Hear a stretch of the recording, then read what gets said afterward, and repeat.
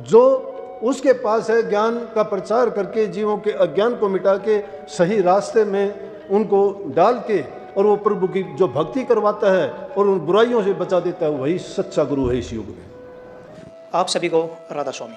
कहते हैं ज़िंदगी में सफल होने के लिए, ज़िंदगी में दुख संकट से बचने के लिए गुरु का होना बहुत ज़रूरी है, और गुरु कैसा होना चाहिए ये हमें पता नहीं होता।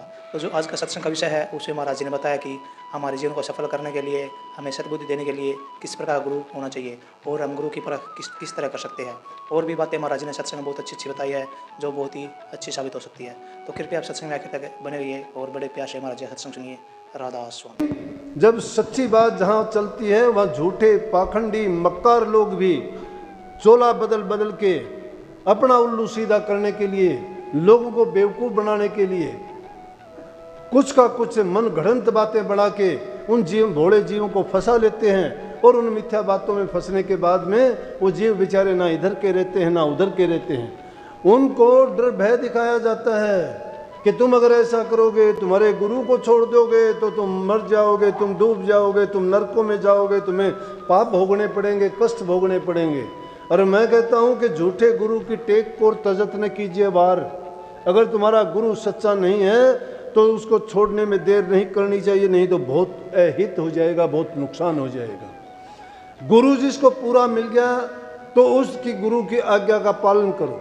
जब गुरु की आज्ञा का पालन अब करोगे कि पूरे गुरु की निशानी क्या होगी, पूरा गुरु कभी आपको मिथ्या बातों में नहीं फंसाएगा, कभी किसी की आलोचना नहीं करेगा, कभी किसी महापुरुषों के बारे में गलत नहीं बोलेगा, कभी किसी दूसरे धर्म के बारे में मिथ्या प्रचार नहीं करेगा।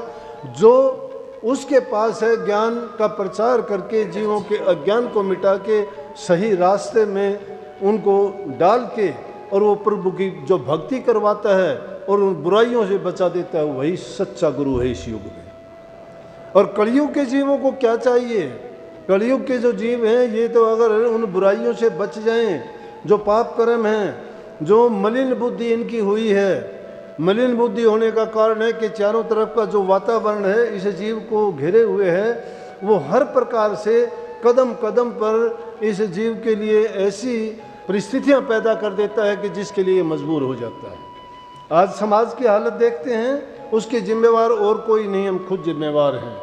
और अगर यही हालात चलते रहे और हमने अगर ये शुद्ध नहीं ली, अगर बच्चों को अच्छे संस्कार, अच्छी शिक्षा नहीं दी गई, हमारी संस्कृति के बारे में उनको ज्ञान नहीं दिया गया, तो वो दिन दूर नहीं है कि हर माँ बाप को नहीं, हर इंसान को ही पछताना पड़ेगा। क्यों पछताना? हमारी संस्कृति ये नहीं थी, हमारे धर्म में ये शामिल नहीं था। हमारे धर्म में तो ये सिखाया जाता था कि माँ बाप की सेवा करो, बूढ़े बुजुर्ग की सेवा करो, दीन गरीब दुखी की सहायता करो, बुरे व्यसनों से बचो, शराब कबाब मांस मिट्टी से दूर रहो, भूखे गरीब की सहायता करो, तन से करो, मन से करो, धन से करो। दूसरे का हित करने वाला, उसके बदले में उसको अच्छा ही अच्छा परिणाम मिलता है, कभी बुरा नहीं मिलता।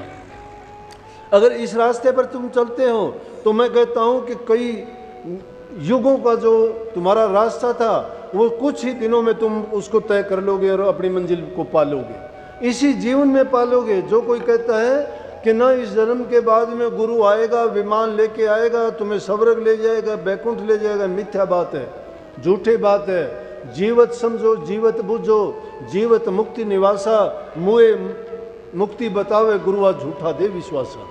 जो गुरु कहता है कि मरने के बाद मुक्ति होगी, गलत बात है। इसी जीवन में जिसने नहीं पा लिया, नहीं ये उसको ज्ञान हुआ कि मैंने क्या कुछ पाया और क्या खोया है, जीते जी अगर जो मुक्त नहीं होता है वो कभी मुक्त नहीं होता। मुक्त होना है तो जीते जी होना है, परंतु इसके लिए ज़रूरी है कि सत्संग इस जीव को नित्य प्रति मिलता रहे, अच्छे आदमियों की संगति इसको मिलती रहे। अगर इसकी संगति खराब हो गई, बुरे लोगों के साथ उठ बैठ हो गई, जो बुरी चीज़ों में खुद फंसे हुए हैं, तो वो अपने जाल में तुम्हें भी फंसा लेंगे और फिर तुम नहीं निकल पाओगे। क्यों कि ये इस जीव के लिए यूँ समझो कि भूल भुलैया है। इस भूल भुलैया में क्या है कि दूसरों को देख के, एक दूसरे को देख के हम रंग बदलते हैं। भलों की संगत जिसको मिल जाती है, अरे एक छोटी सी कीड़ी देखो, अगर वो गलती से किसी फूल में चढ़ बैठ चली जाती है, घूमती फिरती अगर जाके किसी फूल में बैठ जाती है, फूल रात को बंद हो जाता है, सुबह होता है फूल खिलता है, माली लेके जाता है और वो परमात्मा के चरणों में चढ़ जाती है। तो भले नरन के संग से नीच ऊंच पद पाए, जैसे पिपील का पुष्प संग ईश से चढ़ जाए। भले नरों का संग ऐसा है, भले इंसानों के संग से नीचा इंसान भी ऊंचे पद पर पहुंच जाता है। जिस प्रकार से एक कीड़ी फूल का संग करने के कारण प्रभु की मूर्ति पे जाके चढ़ जाती है, उसको कितनी अच्छी जगह मिली, जिसके लिए वहाँ घड़ियाल बजते हैं, घंटे बजते हैं, आरतियाँ उतरती हैं, धूप बत्ती जलती हैं, सेवक लोग परमात्मा के गुणों का बखान करते हैं, गुणगान करते हैं, और वहाँ पे जाके उसको कितनी मस्ती मिलती। जीव उसमें भी है, चाहे उसमें समझ नहीं है, हर चीज़ पर असर होता है। पानी के पास जाने से ठंडक मिलती है, आग के पास जाने से गर्मी मिलती है, बाग बगीचे में जाने से आपको सुगंधी आती है, गंदी जगह में गुजरने से तुम्हें अपनी नाक पकड़नी पड़ती है क्योंकि बदबू आती है वहाँ से। संतों के सत्संग में जाने से इंसान के अंदर से विचार बदलते हैं, और वो विचार बदलने से उनके संस्कार बनते हैं। संतों का तो एक वचन अगर भूले से भी कोई साथ लेके ज़िंदगी में चला जाए तो भी उसके जीवन में वो कहीं ना कहीं जब काम आता है, और जब वो काम आने के बाद फिर उसको याद होता है कि अगर मैं वक्त रहते संतों का संग करता तो पता नहीं क्या का क्या हो जाता। जब एक वचन ने मेरी ज़िंदगी को बचा दिया, मुझे बुरा करने बुरे पाप से बचा दिया। अगर कोई भूले से भी सत्संग की एक बात सुन के चला जाता है, यहाँ तो बहुत सी बातें आपको बताई जाती हैं रोज़ाना, कितनी बातें समझाई जाती हैं, कितनी बताई जाती हैं। अगर सारी भी नहीं, मैं कहता हूँ हर सत्संग में एक बात भी करो तो 30-40 सत्संग तो सुनते होगे साल में। 30-40 की भी छोड़ो, तुम चौथे हिस्से की 10 बात भी अगर तुम्हारे पल्ले हैं तो मैं दावे के साथ कह सकता हूँ तुम एकदम इस युग में पाक पवित्र और साफ हो। 10 बात भी लेकिन नहीं है, वो 10 बात भी नहीं है। यहाँ से निकलते ही तुम्हारी मेड़ तेर खत्म नहीं होती है, तुम्हारी ईर्ष्या निंदा खत्म नहीं होती है, तुम्हारे बुरे विचार तुम्हारे मन से नहीं निकलते हैं। क्यों नहीं निकलते हैं? मैंने कहा था कि चारों तरफ का जो वातावरण हमें घेरे हुए है उस वातावरण का भी दोष है। दलदल में रह के अगर कोई कोशिश करता है दलदल से निकलने की तो दलदल में फंसता ही चला जाता है, लेकिन उस दलदल में उस तिनके का सहारा ढूंढना चाहिए।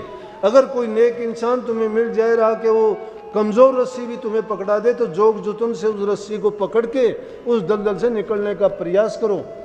दलदल से भी निकल जाओगे, रस्सी भी नहीं टूटेगी। लेकिन अगर दलदल के अंदर तुम ज़्यादा हरकत करते चले जाओगे तो उसके अंदर ही आपको अपना जीवन खो देना पड़ेगा और हाथ पल्ले कुछ नहीं पड़ेगा। सत्संग को पूरा सुनने के लिए बहुत बहुत धन्यवाद। हम आशा करते हैं आपने सत्संग को बड़ा ही ध्यान से सुना हुआ। कृपया सत्संग जो बातें बताई है उनको जीवन में अवश्य अपनाए, और गुरु की परख और कैसा गुरु अपनाना चाहिए ये भी हमें समझदारी से काम लेना चाहिए। और अगर आपको सत्संग पसंद आया तो कमेंट में राधा स्वामी लिखकर पुण्य भागीदार भी अवश्य बनिए। राधा स्वामी।